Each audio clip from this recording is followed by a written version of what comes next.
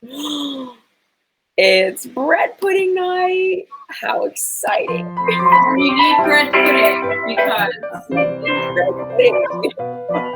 you just do. I love bread pudding. Me too. I think I just love bread. And pudding. Together, it's a thing. It is. Hi there. Hi, how are you? I'm good. I was thinking about the wonderful thing that bread pudding is. How are you doing? Good. It was a little windy today, but I still was out in my yard gardening and getting stuff ready. You know, 'tis the season to get the whole yard in order. I did a lot of gardening today too, and it felt so good to just. Yeah, it was nice because it was overcast most of the day, so it wasn't super sunny. But Yeah, you know, the wind is really picking up now. I know. So I'm really Spring in New Mexico. That's what we get. windy days in April and May, and it's part of June. But anyways, I was thinking about bread pudding and how I'm making a super sweet one that's yummy.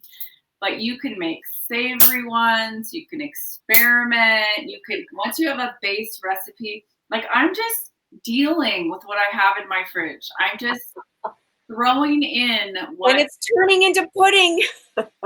going to be good. As long as you have milk and eggs, you're good to go. And bread. Yeah, and bread. And you can use stale bread. I mean, that's the original idea of it all, was to use leftovers. All our favorite recipes are from our family members who was like, how do we make the meal last? How do we make the foodstuffs, Yep. longer? Mhm. That's what I've made such good savory ones with vegetables and meat and layers of bread. And I've had whole parties where people just used their leftovers and made like, there's a name for it, and it's going out of my mind right now, for a bread pudding that you make with leftovers and meat and vegetables. It's so good though. I mean, it's really, if you think about it, it's a riff on stuffing. And at the end of the day, it's just bread with some butter and yummy stuff. Hello. So I was thinking about it because Ronan has his wisdom teeth out. So I was like, what can make it soft, and tasty and whatever. And then I'm at Whole Foods and I see these brioche dinner rolls. And the best. And these are just yum. And when I don't have to make the brioche, I'm so happy. Even though it's going to be in the cookbook, and it's so worth it. It's just, So I don't like to make mine with the, like Martha Stewart does the perfect cubes, and people have their whole bread thing. I just like torn brioche. That's my favorite. You can do it with crusty, stale French bread. You can do it with whatever bread you want. Croissant, people make it with croissant. Yep, I've seen it with croissants too. So I'm just taking these soft rolls and I'm just tearing them with 2 fingers. I would say, I don't know, like an inch or inch and a half, maybe. Yeah. Okay. And how many rolls do you have? And I had 12 rolls in the pack, and then I've already put 4 cups in, and I'm gonna do probably 8 or 9 cups total. Let's see how much it equals. Okay. But yeah, I'm just using what I have, and the first thing you always want to do is soak the bread. So we're going to do that first. There's so many recipes where you soak the bread, and generally it's because the bread is super stale. Right. Yeah. But also you want it to seep in there so it really gets the pudding texture with the bread and all that. Mm-hmm. So, and the other thing I've done ahead of time is buttered my you have a beautiful dish. Here's a nice slide, Debriana. This is one of those Wow, that's gorgeous. Emile Henri pipe pans, and it's a really deep dish one. So wow, that's beautiful. That's what I'm going with. So here's the bread. It was about 9 cups, I would say. So I better put that in my recipe. I had 8, now it's 9. Okay. So then, yes, you're gonna soak it. What are you soaking in, Madge? You're soaking in it. Do you remember that commercial? People of a certain age. Palm olive. Yes. Others are just clueless. What are those? You're soaking your hands in dish soap. I don't care what kind it is. It's soap. It's going to dry out your hands. There's no way they're going to feel softer afterwards. Okay? Okay. No. Anyway. So I had buttermilk left over. I'm going to see how much I have. And then that's how I'm going to determine what other liquids go in. So normally it's a cup of half and half and a cup of heavy cream. But I have this buttermilk, so let's see. Okay, so I had 3/4 of a cup of buttermilk. I'm adding that. I'm gonna finish that off. Getting rid of it. Getting rid of it, yay! And then I'm gonna finish that off with half and half. So that was 3/4 of buttermilk, 1/4 of half and half. I'm just pouring it over the bread. Then we're gonna do a cup of heavy cream. Yeah. I mean, I don't know if you can make this with non-dairy alternatives. You might. I don't know if you can. What do you think? If I were going to do it, the only non-dairy I would use is coconut, like and a full-fat coconut milk. I mean, you could try. Yeah, no, I would use a full-fat coconut milk. I think that would be good, actually. And see, now I have a cup of heavy cream left. And what am I going to do with that? I'm making my salted caramel. Yeah. Okay. Yeah, baby. So we got that soaking going on. Great. All right. So while that's soaking, it's so easy, everybody. All you have to do is you're not using any alcohol in yours, correct? Now, normally I would do like the bourbon salt. Bourbon. Yes. And you could still put a little bourbon in a spot, but it's for the kids, and I'm just not going to do the bourbon. But I do love that. I do love that. Yes. Or whiskey. Okay, so now we're going to do the sugar mixture. Okay. Basically,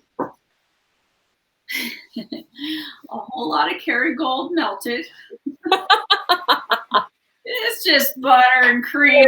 Butter and sugar and cream and bread. Come on. So this is 8 tablespoons or a stick of butter, salted, yet I melted it. So I'm putting that in the bowl. Okay. Because I'm going to mix. Add that to your soaking liquid, Madge. You're soaking in it. I know. I remember that. That was a and the hand was in the bowl, and she would go. You're soaking in it. No, it's so funny. That was such a funny commercial because that lady who played Madge, she must have made $1 million off of residuals. God. Oh my God, she was that woman for years. I mean, years. Yeah, that's the job you want. So this is melted butter.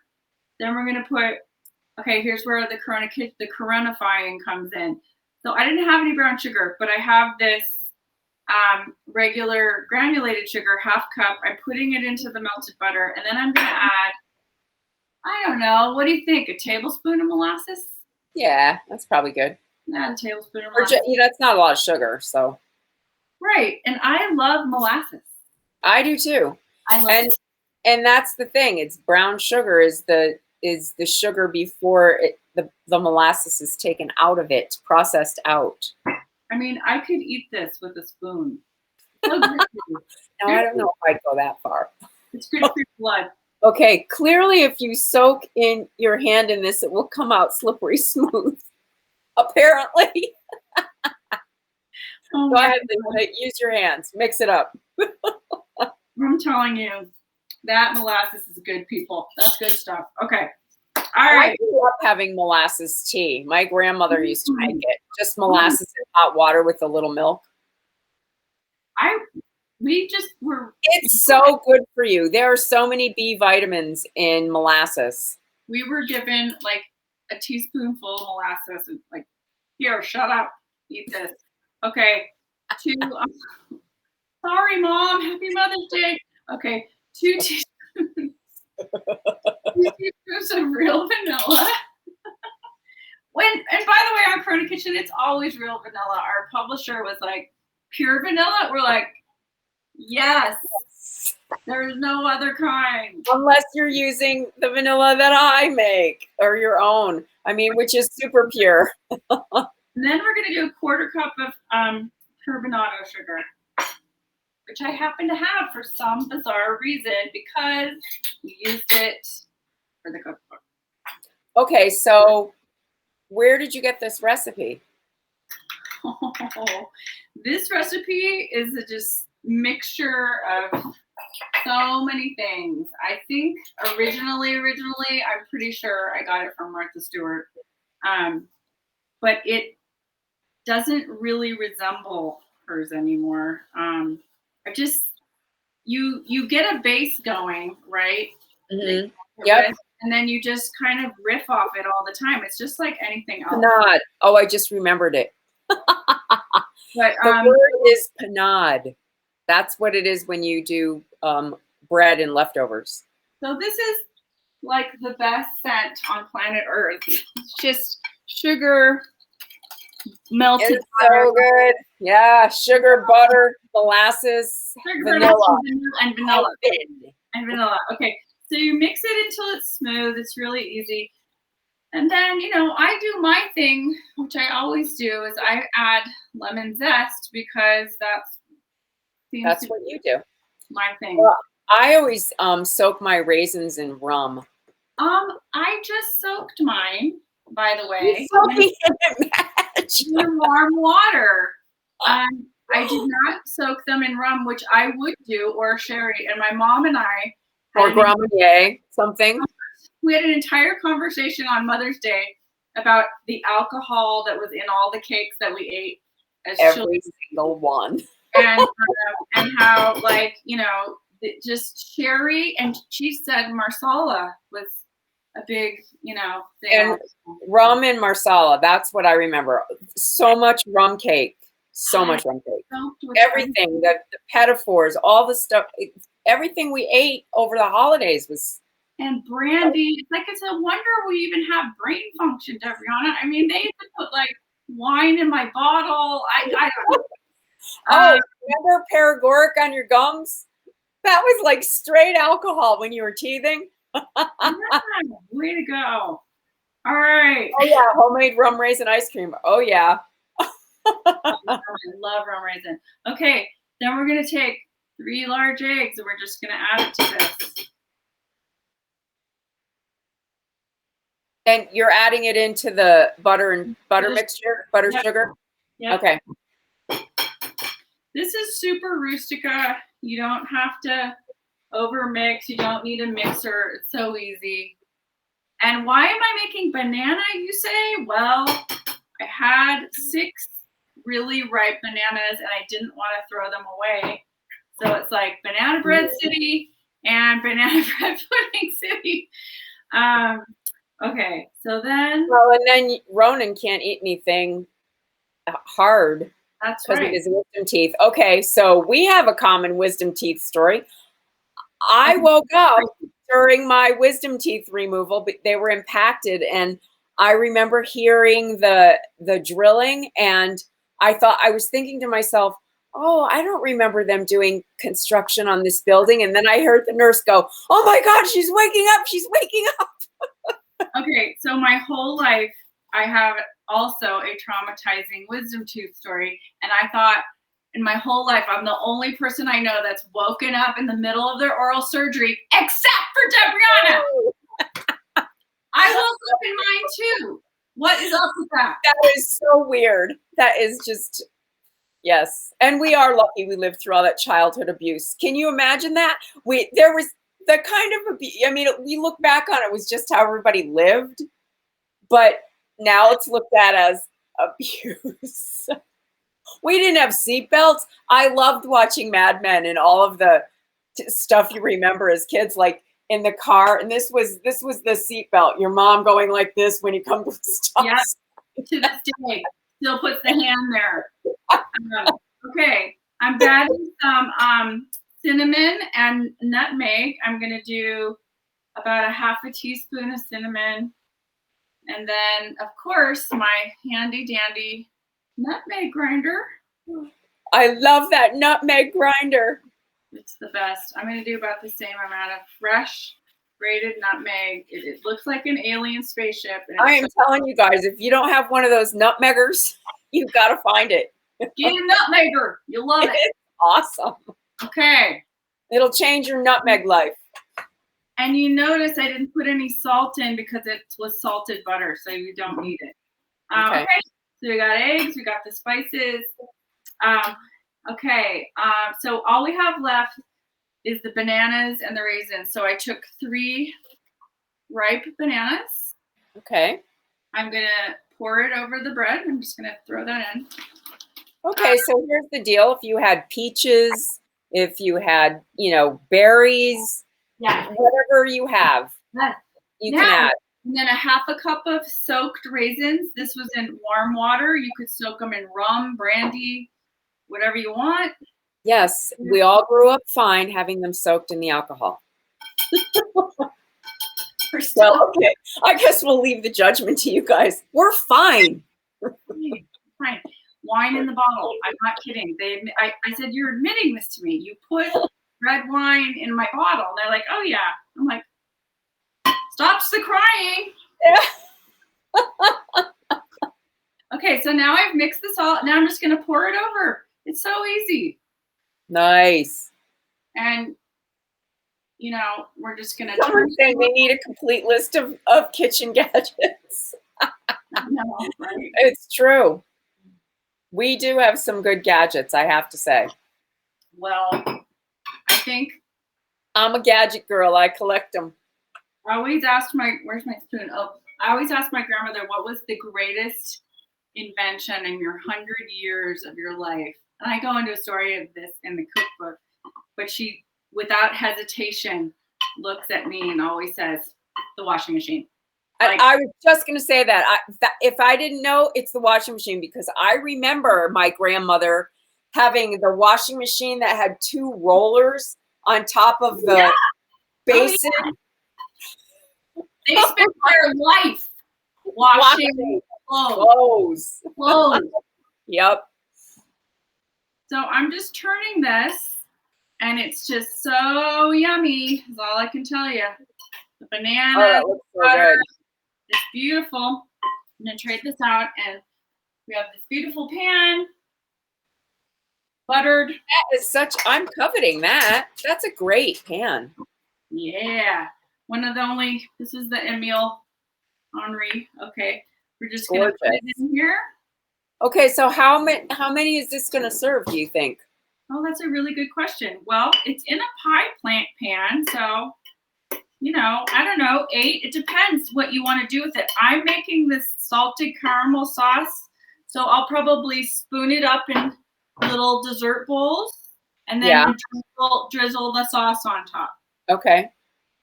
Oh my God, this is looking just divine right now. Okay. With the Are banana. you putting butter or anything on top, or are you just leaving it? I was going to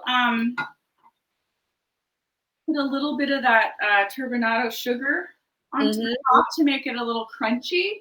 Yeah. You can do whatever you want. There's so much butter in it, and it is also buttered in the pan. So I would put butter again on it, but you could. You could. You could if As you know, fat carries the flavor, and there's lots of flavor there.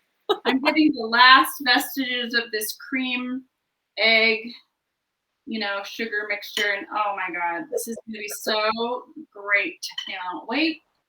And what we're going to do is we're going to cover it. Now, this is a new thing for me because I was reading around some different recipes, and I have this great cookbook. It's called Back in the Day. It's this Savannah couple that owns this incredible bakery in Georgia, and they make it. It's nowhere near what I'm doing, but I thought that their they had an interesting method. They said put parchment over and then foil. Okay. And so you bake it like that for about 20, 25 minutes, and then you take it off, and then you bake it uncovered for the rest of the time. Okay. So that's what we're going to do right now. I've never done that with parchment. Have you? No, I've never done it parchment and then foil. I don't even know why they do that. I thought I'd try. Well, some people really, I don't know if there's a reason for it, like a technical cooking reason, but a lot of people don't want you to put foil, aluminum foil against your. Oh, okay. Food. I didn't even think of that. That's probably what it is. Okay. Well, God, I should think about that more, and I don't. Okay, so I'm covering it all right now. Especially when something is liquidy like that. It's different when you're lining a pan and you're putting chicken on it or something than when you're putting a liquid next to it. I think. So I could be totally making that up. Could be. Could be. I believe you, whatever you're saying. Okay. Okay, so I've done it, and it's going in a 350-degree oven, and then I'm going to uncover it after about 25 minutes, and it's going to get all crispy on the top. And okay, so you're not cooking it in a water bath? I'm not. Okay. Now, when I do these with little ramekins, like you make, like a bourbon. Individuals? I do bourbon peach bread pudding sometimes, or those summer ones, and then I would do it in the bain marie, and because they think they dry out more. I don't know this one works in the pie thing, so I'm gonna do it like this, and maybe this keeps the moisture in with this. Yeah, maybe that's what it is. I don't know, but we'll see. And then I'm gonna make the salted caramel sauce, which is, and I'll post all of this, which is basically sugar, salted butter, and I'm going to do a little bit of honey in it, cream, a little teaspoon of salt, and some vanilla. And it's just, you whisk the sugar and add the cream and the vanilla, and that's going to be till it gets caramely. And if I didn't have the kids right now, I'd put bourbon in that. But it's going to be tasty. So we're going to have that. Well, thank you for that. That's fun. I can't believe we haven't made bread pudding till now. I know. Oh my God. About how a few years ago it was such a craze in like big cities. We would go to LA and there was some crazy bread pudding place, and that's all they did was bread pudding. I'm like, yeah. Well, there was like that. It's so funny to me whenever you see any of that kind of comfort food. I actually wrote about that in the cookbook too. Like, I mean, we grew up poor, so it always cracks me up when you go into these places and like they're really expensive and they have like chicken pot pie on the menu. I know. Yeah, I grew up eating that. It's amazing how things come into trend and fashion. It's like, oh, we're going to make a whole restaurant out of bread puddings. And you're like, wow, okay. And they're going to be $30 each. Yeah, exactly. Oh my gosh. This is a great thing to make because it's incredible flavor, and you can, make it ahead of time. You can heat it up. And the longer it sits, the better it gets. So and there's no like presentation issues of like temperature or anything. No stress. No stress. Yeah. No stress. Delicious dessert. So yeah. Or with ice cream. Oh my God. Tomorrow's Taco Tuesday. Who's saying that? Okay, everybody. I am reminding you about our Instagram account and a couple of things you can join. DemCast and the Poor People's Campaign. That's what PPC is. We are going to have to stay organized and working. The midterms are going to come up and bite us before we even know what's happening. So let's get it together. Find a group to join, and let's kind of get our foot on the gas pedal. Everybody do what you can. Yeah. We know you're busy, but little things matter, and every little bit that you can do anything helps. Yeah. Yep. Well, thank you. That was awesome as usual. I'm happy to see you. I'm glad you survived your gala. It was so great. If anybody still wants to give to National Dance Institute New Mexico, go to ndi-nm.org right there on the screen, and they have the gala show streaming for a week. So go and see Lisa's work. It's awesome. it's incredible just because it gives to over 9,000 children in New Mexico to have dance and arts education. So it's just the best program. It's awesome. Yeah. Thank you. And thank you everyone for hanging out with us. Thank We you. appreciate you.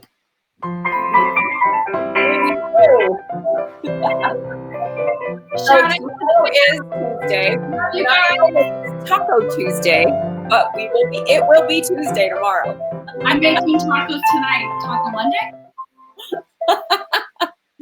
Oh my God. Thanks, you guys. Everyone stay well, get vaccinated, wear a mask.